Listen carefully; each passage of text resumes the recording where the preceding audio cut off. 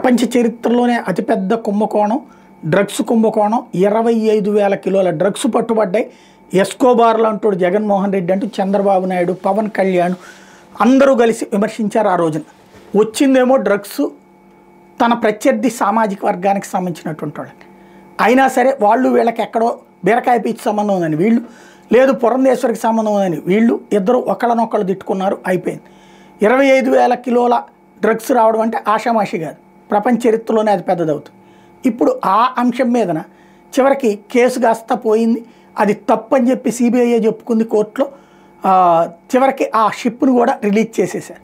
ఈ అంశం మీదన కేంద్ర ప్రభుత్వాన్ని వైవి సుబ్బారెడ్డి రాజ్యసభ సభ్యుడి హోదాలో ప్రశ్నోత్తరాల సమయంలో అడిగితే రాతపూర్వక సమాధానం ఇచ్చారు. డ్రగ్ డిటెక్షన్ కిట్ ఆధారంగా మాదక ద్రవ్యాలు ఉన్నట్టు అనుమానించిన 25,000 కిలోల డ్రైడ్ ఈస్ట్ని సిబిఐ స్వాధీనం చేసుకుంది.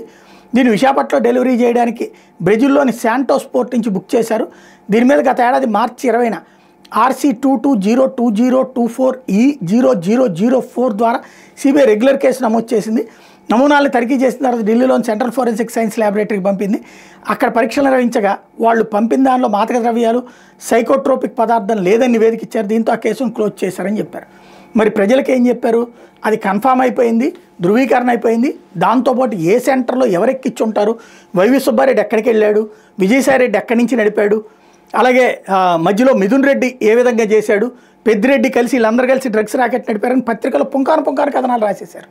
నిజంగా బుద్ధి ఉంటే వీళ్ళందరూ పరువు నష్టం దావేయాలి. ఇప్పుడు వీళ్ళకేమో ఎంతసేపటికి రేపటి గురించి గొడవలు ఇవాళ కేసులే సరిపోతున్నాయి, కానీ పాత ఇష్యూలో ఇట్లాంటి దాని మీద రాయలేకపోయారు, కేసులు వేయలేకపోయారు. ఇప్పుడు అక్కడ ఇష్టారాజ్యం నడుస్తుంది. ఫైనల్గా కేంద్ర ప్రభుత్వం కూడా ఇది తప్పని తేల్చి చెప్పింది.